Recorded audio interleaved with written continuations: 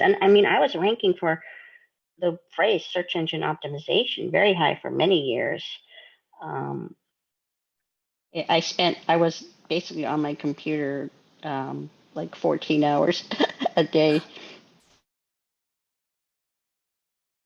We were like flying by the seat of our pants, and I was so scared. I remember Heather was like patting me on the back at the rehearsal thing, and I was like ready to just run.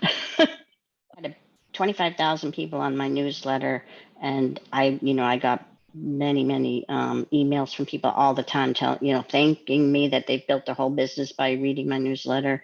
And like it just hit me like the next day or something. I'm like, you know what? I'm done with SEO. Hello and welcome to SEO Pioneers. Today I'm speaking to Jill Whalen, who started out in the industry in 1995 and is probably best known for her forum High Rankings. Jill has always been an advocate for a white hat approach to SEO, which she took right from the early days up until when she stepped away from the industry in 2013. So Jill, just to start out, I wanted to ask you, what was your gateway and how did you find your way into SEO? And I believe that you started out through establishing a chat room for parents, if that's right. Yeah. First, thank you very much for having me. It's kind of fun to go down memory lane this way since I have been out of the industry for 10 years. So thank you for that. Yeah. So the parenting thing came. I mean, it goes back further than that in a way. My introduction. I was just a mom at home basically. At in the early 90s, and my husband decided he wanted to go to law school, and because of that we had to get a modem, and this was like literally like 1990 or 91, and I had just at the time two little girls, like just little babies at the time. And but I had saved I had read in the newspaper about a local BBS. I don't know if you've ever heard of those.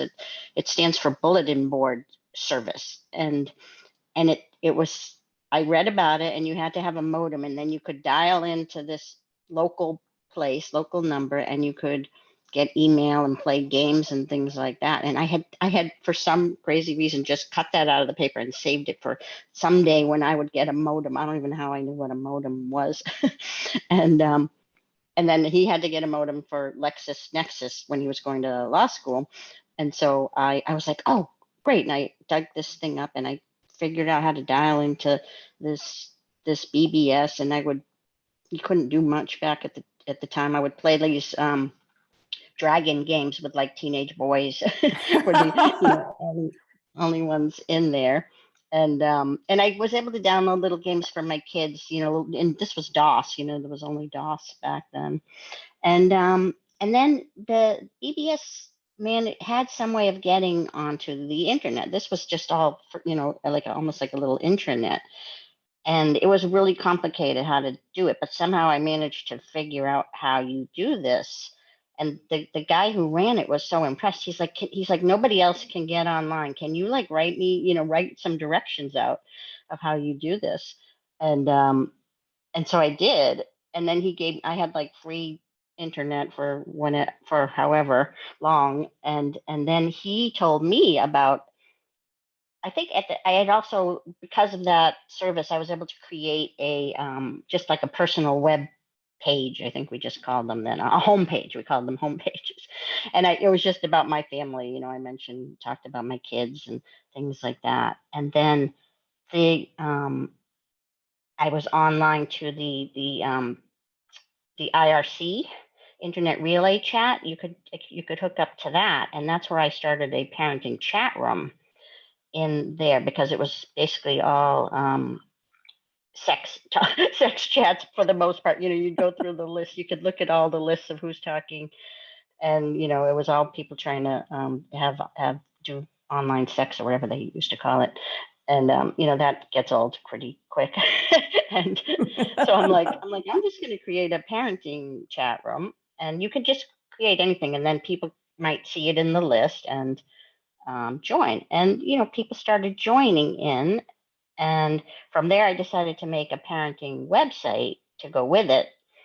And that's where that came about. But then the guy who runs the BBS tells me about, he's like, you might be interested in this. And he told me about like submitting your pages to search engines and directories. And he had, he just sent me a link maybe to some service that did that. And he goes, you might be interested in doing this. Or he knew I had some home pages. And I don't think I've ever mentioned before that was really how I got in. And when I started thinking about this all, that's how I remembered it. And then I was recently just looking at, the Wayback Machine, some of my old sites, the old parenting, it was called Parents Room. And literally, like, this was probably what you would call one of the first like mommy blogs. They were later starting to be known as, and there was only 2 or 3 other parenting websites so it got a lot of traffic. And I wanted to figure out how to get it traffic. And so I looked up I was like, well, let's see if I put parenting chat, because that's basically what it was about. You could get to the chat room from the website. So I just looked to see what would show up if you put parenting chat into the search engines of the day, which was, like Excite and Web Crawler. I don't even think at that time Alta Vista had even come about. That didn't even come until '95, I believe. And so I just kind of noticed it was whatever words were on the page, would be what would show up. And I'm like, okay, that's easy enough, and it makes sense. This is a web page about parenting chat, so I'll make sure that that's clear.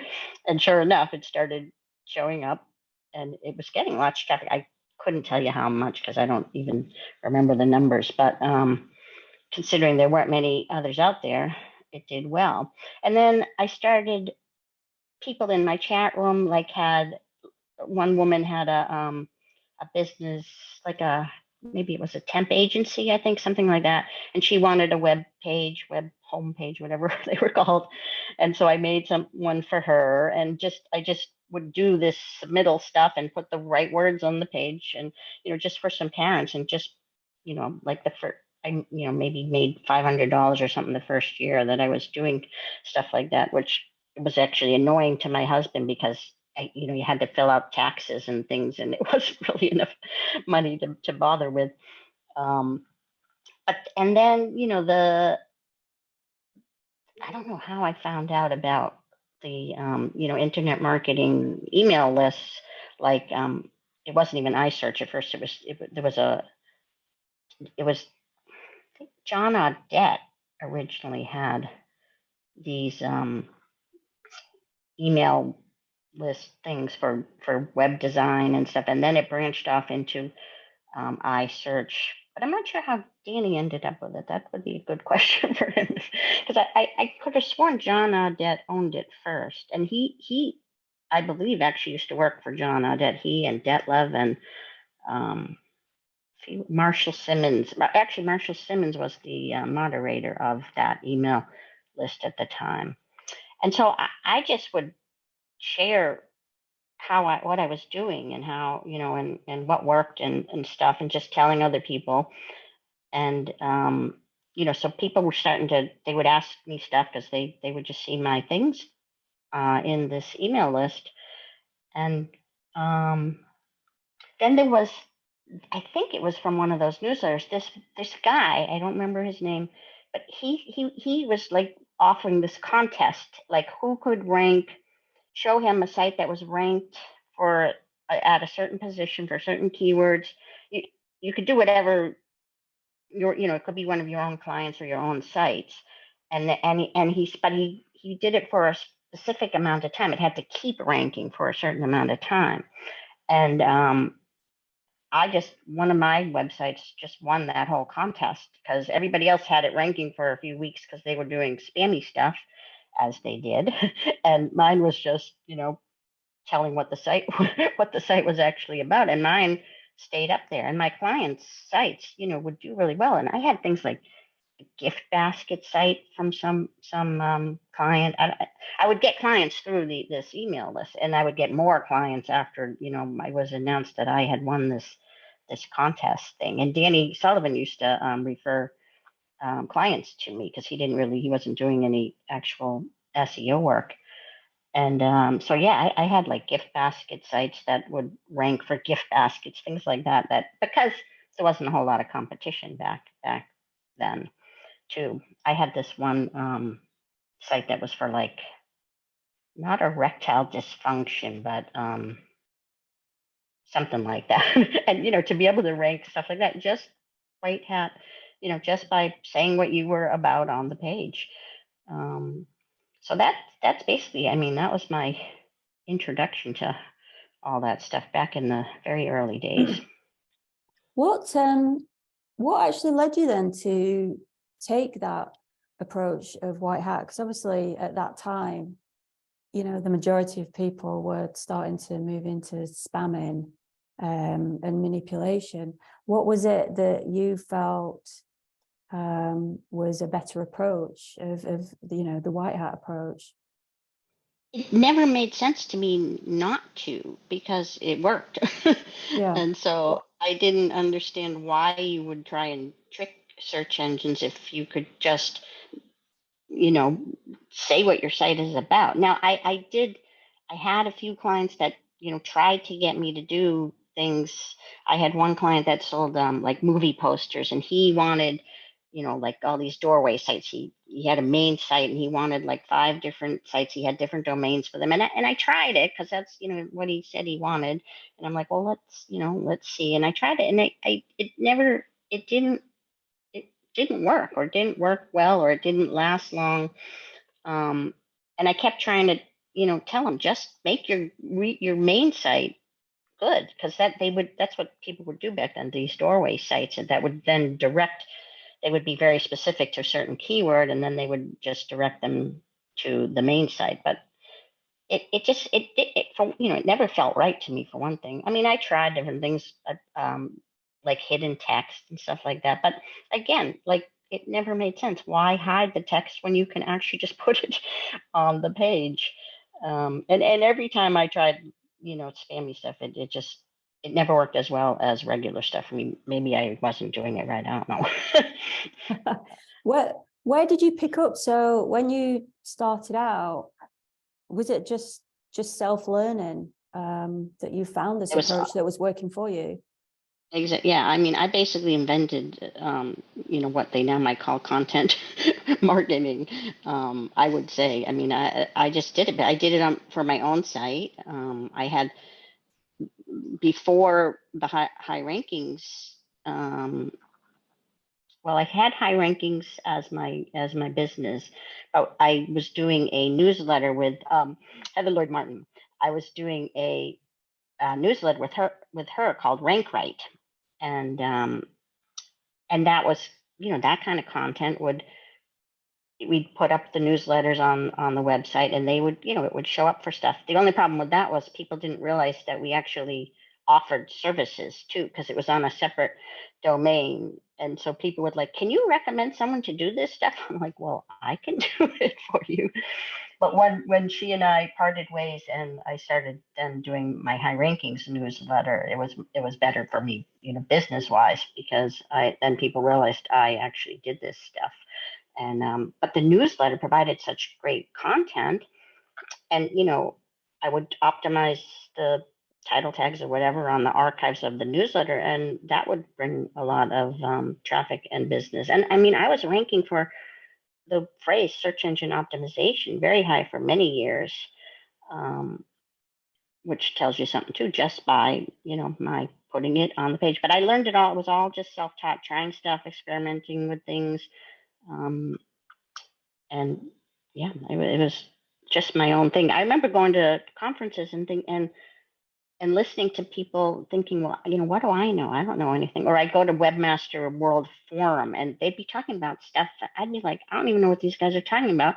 And then I'd look at my sites and my rankings, and I'd be like, well, I guess it just I don't really need to know what they're talking about. What I'm doing is working, and I just like to and I shared it, with people. I love to just share what I did and what worked. And that was another thing too, that people weren't doing. It was sort of that giveaway free stuff. I told everything. I told very specifically everything you had to do to rank a site. And if you had the time and wanted to do it, what I said, you would do well. And if you didn't have the time, but you'd rather spend money, you could hire me. And that was basically my whole marketing plan.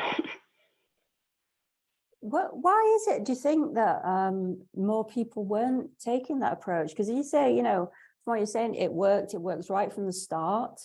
And it sounds almost like a lot of the spamming techniques that people did were quite a lot of energy and in time investment to get them working. So why choose that and not an organic approach like you did? That's the $1 million question. I never understood why, but many people were doing it. I mean, I had 25,000 people on my newsletter, and I got many emails from people all the time thanking me that they've built a whole business by reading my newsletter. And many SEOs got their start from reading my newsletter, and then the forum. I don't remember which came first, but people, there were many people that were doing it that way, but sometimes you only would hear about the spammers and stuff. So when did you start your newsletter list? Was that right at the beginning, early 95? Not that early. I don't remember when we started Rank Right. Probably around 2000, because Okay. I found Heather. She just from I was doing copywriting myself for my clients' websites, but I realized that probably a professional copywriter could do better. I was a pretty decent writer, but I like doing the technical stuff better, and so I just went looking through I just put like copywriters into whatever search engine was around then, and just I read every copywriter's copy, and I hated, and then I saw Heather's writing, and I'm like, bingo, this is the one. And I contacted her, so she started doing writing for my clients, and then we started the Rank Right newsletter together, and then we met for the first time at the first conference. We both went to the Dallas Search Engine Strategies conference. So that was the first time we met in person. We had already been working together for I don't know how long, but so that was I think 2000. That was almost 2000, the end of 99 or 2000 or maybe 2001. I don't remember. How did you actually start to build your list? How did you start to get your early? Because I mean, you say you got to 25,000 subscribers. How long did that take? It built really fast. Now, it's a good question. I really don't remember. It just there was no, nobody else was doing stuff, and I was ranking highly for search engine optimization, and so I guess people just found it and they just signed up for it. And it was, I mean, first I did it every week, and it was like I said, I told everything to everyone, and so yeah, people just good content gets people to come. I guess it's not true to build it and they will come, but it was good content and it was findable, and so yeah, I don't know. I know when you think about it now, I think it would be really hard to get like 25,000 subscribers to something. Yeah, it's quite an impressive list size. And, if you consider like in scale, the size of the whole internet back in the late 90s was fractional compared to the size of the internet today. So there's a much smaller pool of people to target. So that was, far more impressive to build something of that size back then. Yeah. I know when I think of it now, because I then later, after I retired, I started doing some other stuff I was interested in, and I just switched over to a new newsletter, and I couldn't even get 1,000 people. I think maybe I stopped doing it now, but it's maybe up to like 1,000 or maybe 2,000 people are on it. But yeah, it's a lot harder to build lists that big, I think. So is that always your approach right from the beginning, to just give away everything, give away as much content as you could? Yeah, it wasn't I didn't plan it. I didn't know. I was just a mom at home. I wasn't a marketer. I just kind of, it was just, I just used common sense and, I'm like, this makes sense to do. And it worked. And, I just would see what worked, what would bring clients and what would bring subscribers. And I just loved, I just have a natural inclination to share what I know, to share knowledge, like, which did seem to be a common thing in our industry for people in general. And at the first conference that I went to, I mean, that was, I was speaking there. It was just one of those round tables. And that, because I probably wouldn't have gone if I wasn't like offered to speak, just because I'm actually a very shy person, but online people thought I had this like big, huge personality. And then they'd meet me in person and they'd be like, really, you're Jill Whalen? So what was the first conference? Was that SES Dallas? I believe it was Dallas. And then soon after that, I got invited to speak in Amsterdam, and I was so afraid to like do it and go by myself. So I made them. I'm like, I'm only can do this if my partner Heather can come with me, and they paid for us both to go there, because I was just like too scared to go by myself to to Amsterdam. And so yeah, we had a blast, but I was scared shitless to speak. It was this big audience, this big thing. I didn't even know how to we didn't have PowerPoint. I don't know what we were like flying by the seat of our pants, and I was so scared. I remember Heather was like patting me on the back at the rehearsal thing, and I was like ready to just run. Once you do it a few times, though, you get better. I was still always nervous. Till I got a lot. I got a lot better the last 5 or 10 years. I don't know. Yeah, I know that feeling very well, having been on stage a few times myself. It's terrifying, utterly The thing is, terrifying. it's funny because I loved it. Like once I got over the fear, I really loved it. After I did it, I would be like so excited. And I did start. I was doing my own classes for just small groups for the last 5 years or so of my business too, and that was really. I really loved doing that. Teaching just seemed to come naturally. It took me. I mean, I would not. This is how shy. I hated telephones. I still hate the telephone, and I wouldn't even talk to clients my first couple of years in business. I would only like email with them. And if they wanted to call or whatever, I'm like, nope, sorry, not doing it. Like I just set my own rules and and did that. And I was really good at writing about SEO, but at first I wasn't good at talking about it out loud in person. So eventually it started blending together a bit, where my online persona and my other personas finally started to merge a little bit more, and I was able to speak about it better. So it's quite interesting, because I think a lot of people watching today, particularly back in 1995, they won't realize that communicating only by email was very radical and actually incredibly rare. So to actually refuse somebody to speak to them on the phone, they must have really wanted to work with you to accept those terms. Yeah, I just always made up my own rules of what, because I didn't care. I was never I didn't need, my husband was doing okay once he got out of law school. We weren't doing okay at the beginning, but so for me it was always just like fun, and I just loved it. So I didn't even care about making the money. So I was able to take clients only that I wanted to take, and tell the others to go jump in a lake. And I learned early on about bad clients. How to you get one bad client, you're like, nope, never doing that again. And it was nice to have that luxury of being able to take the ones I wanted. And it was funny too, because I'd get so busy. I'd get too busy because I charged really low rates at first. I used to have a lot of people mad at me in the industry because they're like, you charge too low. It's bad for all of us. And I'm like, well, too bad. I don't care. And but then I'd get too busy, so I would just like double my prices, and I'd still get as many clients, if not more. It was funny. So every 6 months, I just double my prices, and then it became a game. Let's just see how much I can charge and how much these companies will pay. And it was. What kind of clients were you working with? Did you have a specialist niche? I didn't really. It was all kinds of clients. They tended, in the later years, they tended, well, no, in all years, they were sort of smaller businesses a lot of times.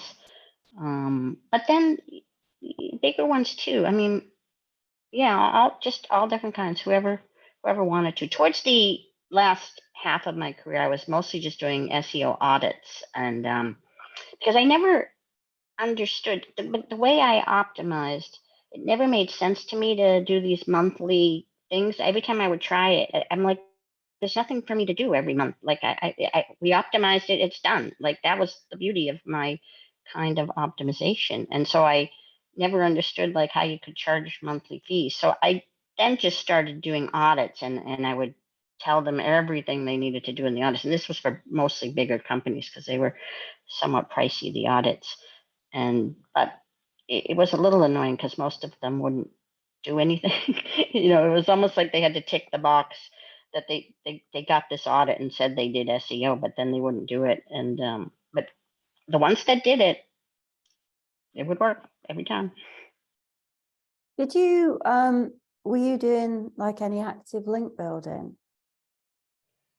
Not so much, to a certain extent. Deborah Masteler and I are very good friends, and I think she very early on reached out to me, and so she was my official link building person. And so yeah, we would do that, but they were all not like, it was never spammy links. It was always it was more of a form of marketing, the way she built links. And so I did do that with the clients that would afford it, but never, just go barrage, get fake links or spammy links or anything like that.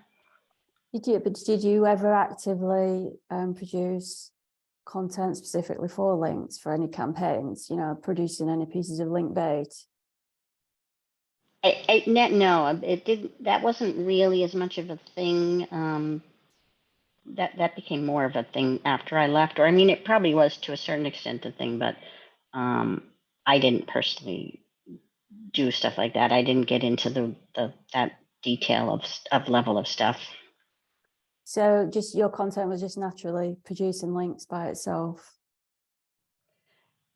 Early on, yeah. More towards my last half of the career was more about technical stuff. What I really saw was that, half the web designers out there didn't know how to design a search engine friendly site to be crawlable, and so much of SEO became technical, that it was more almost about just telling people all the technical issues, that how the search engines. I did a lot of internal anchor text stuff like that. Would tell the clients that stuff, and it became about title tags and the content on the page and the technical issues to make sure that the sites were crawlable, and that the internal page rank, I guess is what I used to call it, to make sure that flowed well, that the important pages were linked to from the main navigation on the page. That was critical, and I'm assuming still is. Yeah. So just winding back, did you have any computer science background or coding background?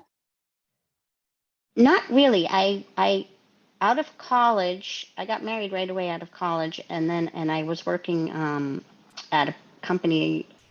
I lived in Massachusetts at the time, for Prime Computer.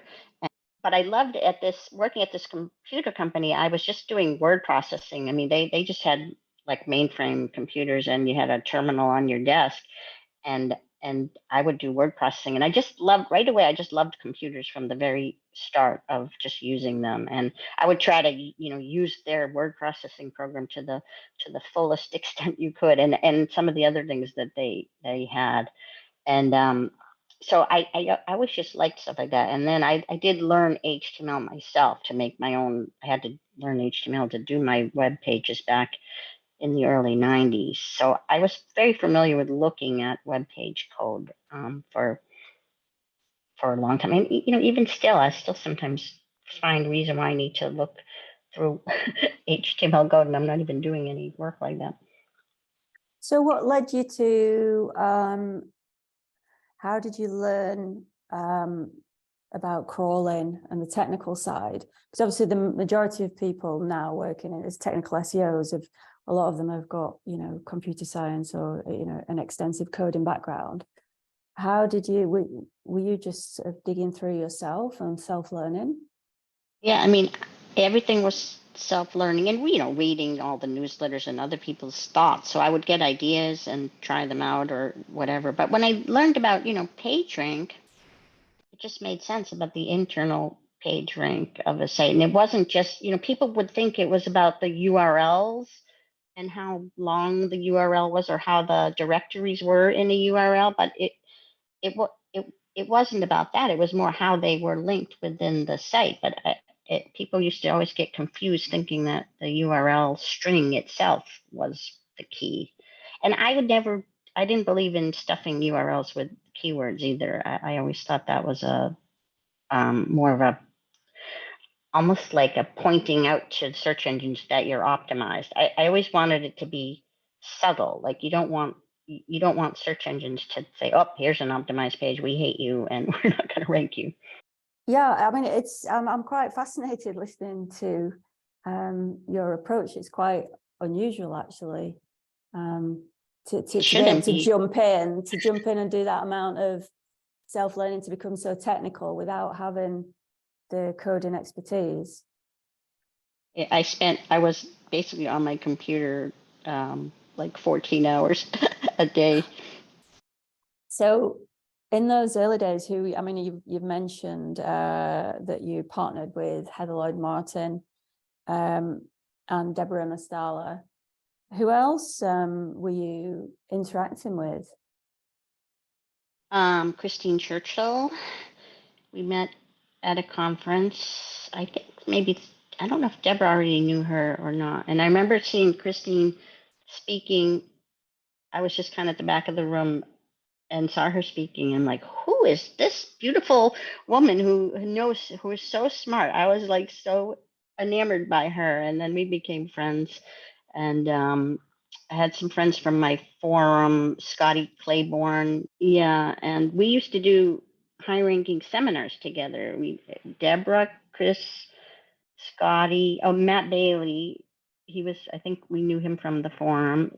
I think the 4 or 5 of us they were my high rankings seminars, but we would travel around maybe once every few months and do seminars together, and that was a lot of fun. So just going back to the work you were doing at the time, is there any particular sites that you managed to rank that really stand out for you, that were real successes, that you felt a real achievement, that perhaps were a challenge to rank for? Well, the ones really early on, I was surprised. Like I said, there was that one about some kind of erectile dysfunction and gift baskets and things like that. But I don't remember. I mean, I was always happy to be ranked pretty well for search engine optimization for my own website, because you're competing with supposedly the best of the best. Now, I did have this ongoing thing with Bruce Clay because he was always ranking for it too. So in my mind, he was like my enemy, and I used to talk about it to my kids. I remember I'd be like, that Bruce Clay, he got one over on me again. And then one time I was at a New York conference, and my oldest daughter, was going to school in New York at the time. So she came over to the hotel, and she's in the elevator with me, and who comes in? Bruce Clay. And I introduced her. I'm like, this is my daughter, Corey, and this is Bruce Clay. And we get out later, and she goes, Bruce Clay, the Bruce Clay. Because she knew I was always like, ooh, that Bruce. I actually spoke to Bruce, but it was last year. Did you enjoy the competitiveness of ranking? Yeah, I did. Yeah, I liked the fact that they could make fun of me all they wanted, but I was getting results, and yeah. So there was that competitive nature to it. It was a game. It was a game. The making money part was a game too, like I said. Did you actually go to any of the Google events early days? I did. I was at some of the Google dances out in the San Jose conferences. Yeah, I pretty much was at every conference that SES had, and then later SMX, till at least the US ones and some of the international ones. But yeah, the Google dance was fun. My husband even came to one of those, and my oldest daughter, I think my son was at one for some reason. They came, and they had a lot of fun. What was your experience of the SEO community? Did you find it? Did you get on with everybody? Was it a friendly family atmosphere? It was, especially in the early days, and before I had my sort of core group of friends, it was different too, because you'd hang out with different people. Like, I mean, I remember hanging out with Bozer, even with a bunch of people. We were all in this hotel bar one night, and Bozer would tell great stories, and he'd be telling all these stories, and then they closed the bar down, and um, somehow he figured out a way to go over and actually get more beer from the things, and I'll never forget that. I always think of that. And then there was the time I was I was pretty good friends with Mike Grian, and we were going to do an interview. He was going to interview me, but we were like so shit faced. we had we had gotten so drunk. It must have been in England or someplace, and they actually had vending machines with alcohol in them, so we were like getting more. And apparently we did this interview, and then he tells me like the next day or a couple of days later, he's like, we erased over Andrew Goodman's interview that he had. Mike somehow deleted that whole other interview, and then for our drunk one that probably made no sense. I don't think it ever went live. If he has it, I would love to hear it. That was the thing with, like, we do a lot of drinking. It was like, I was a mom at home and really wasn't drinking or stuff like that, or partying, and it was like being back in college when you'd go to these conferences. And also, the best part, better than the drinking, was you'd get to talk about SEO. Nobody at home, people's eyes would glaze over if they asked you what you did. I would just say just web stuff or whatever. But when you'd get to talk to people that knew what you were saying and stuff, oh, that feeling was so good. But I would literally have to come home as an introvert. I'd have to come home and and dry out, for one thing. I couldn't drink anything for like a week, and I just have nobody talk to me. Just go away, kids and husband, and leave me alone. I just needed to recharge and be quiet and sit at my computer by myself for a day or two. I mean, was it 2011 Panda and Penguin hit? I guess a lot of everything that you had been advocating came to fruition. Seemed like it. None of my sites were injured, except this is kind of funny. My sister has a business, and I did just free optimization for her, and for some reason her site, I have no idea why her site got hit in one of those, and it was like exactly a year kind of thing, like a year to the date when it came back. I looked at it, and luckily she hadn't paid me. So, but none of my paid clients, nothing else. But for some reason, my sister's business, and it's a pretty big business she had, or still has. But it was just really weird how, for no apparent reason, hers was hurt, but no other site, no other client sites, none of my sites were hurt in any of those pandas and penguins and bears. Oh my. Yeah, it was quite a turning point in the industry, I think, when that happened, when things really changed quite a lot after that. And then It was certainly, it was nice to be validated in a way, because again, that was, see guys, that's what I've been saying all along. So, I mean, did you, as you were advocating, taking this, like I call a common sense approach, it's not white hat, it's just common sense. Did you actually get any real resistance from other people or aggression, or, how did other Oh people yeah. react towards you? There were, yeah, and maybe because of my own judgmentalness, I would get it back to me, but people would be like, people who did links and stuff, and I'd be sitting there going, I don't know, you really don't have to do this, don't have to do all this link building stuff, and people who were making their business doing that, of course, were mad at me, and I was very self-righteous, and I can look back and see how I behaved, and I just would say anything online. I was very bold behind my keyboard, not in real life, but I was very bold, and so I would provoke people, and so I would get it back. I had some guy make a site called SEO bitch about me. Oh, really? Yeah, which was that one was a little annoying because it would actually show up for my name for a long time, which I didn't like. Oh, wow. Did you have any other like direct targeted aggression? That was the main thing. I mean, you'd have sparring fights on forums and stuff like that, but not like at conferences. Everybody was generally civil. I don't know, they might have snickered behind my back at me or something, but I didn't care. I had a very thick skin, and I um, said what I would say whatever. It never bothered me, and people would be like, "Wow, I can't believe that you're not afraid to like post these things." I'm like, why? Why would I be? So when it came to deciding to step away it was 2013, why, what kind of led you to that decision? I mean, I presume SEO had been such a big part of your identity.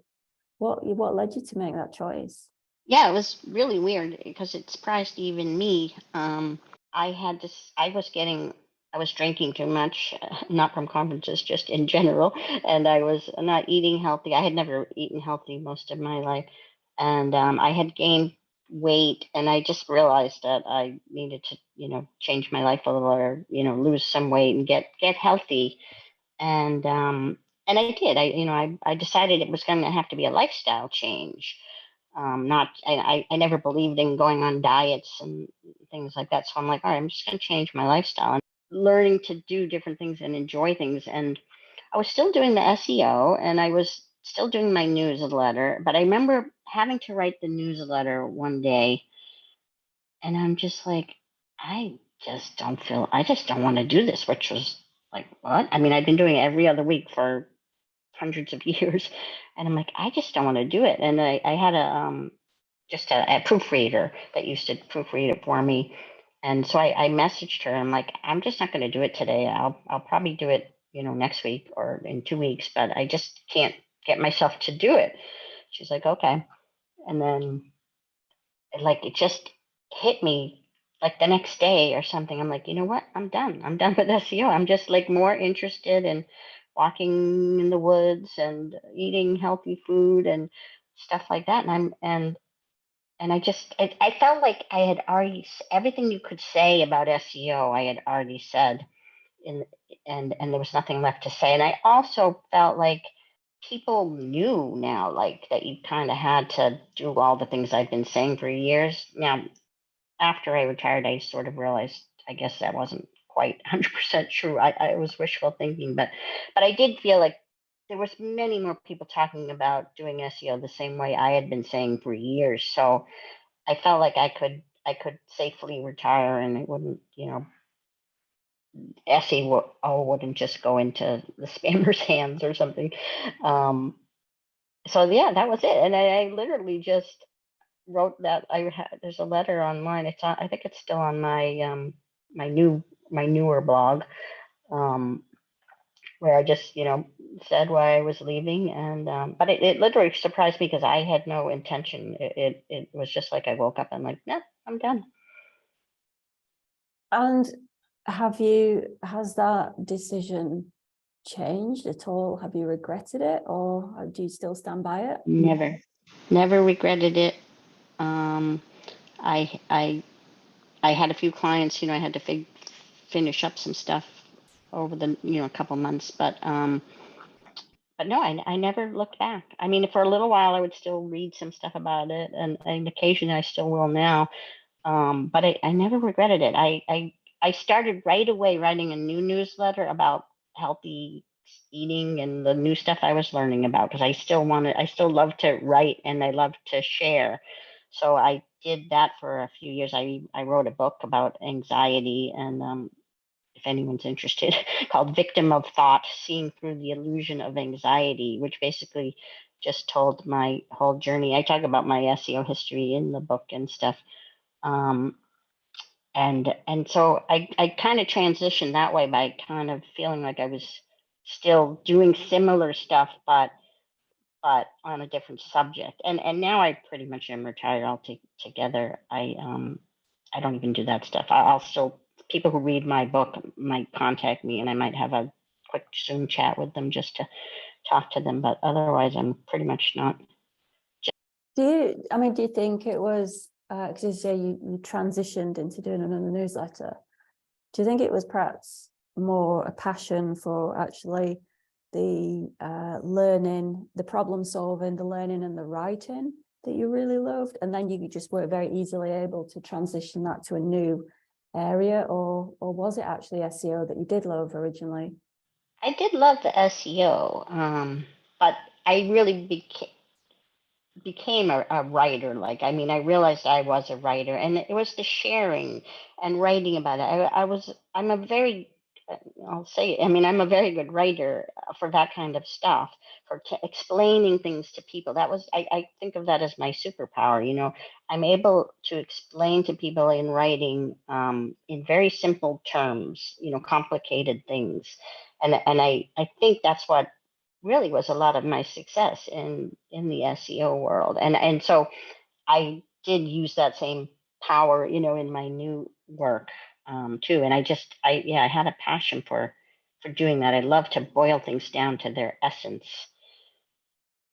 There's something about that, and I like it when I talk to people who just drone on and on. Like I'm like, get to the point. So what did you do with your newsletter list? Nothing. You just let it lapse? Yeah. 25,000 names of pure I know. gold. I You think just let it lapse. I tried to transition them to my new newsletter, but they weren't interested.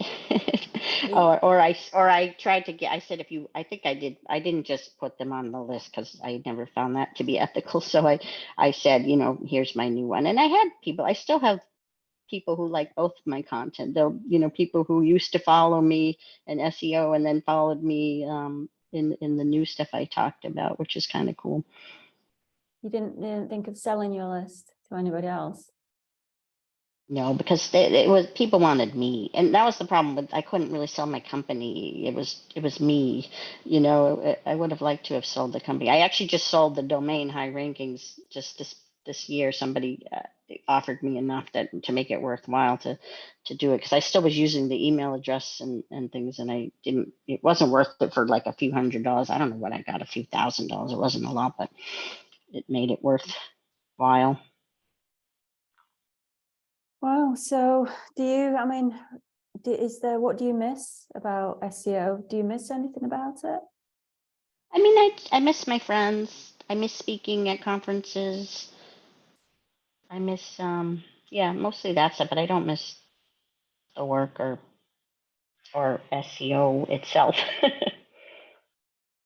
Well, Jill, it's been great speaking to you. I can't imagine leaving the industry myself, but yeah, maybe one day. I really don't think SEO's changed. I mean, people, that was something, everyone always would say, oh, it changes all the time. But I'm pretty sure if I ever decided I wanted to get back and do it, I could jump right back in, and without having to learn too much more, I don't think. But I could be wrong because I haven't been paying attention. Well, you never know, Jill. Maybe one day you might actually just wake up and have that epiphany yet again the other way and just go, okay, Jill, today's the day. I'm going to get back to that computer. I'm going to get back to that keyboard.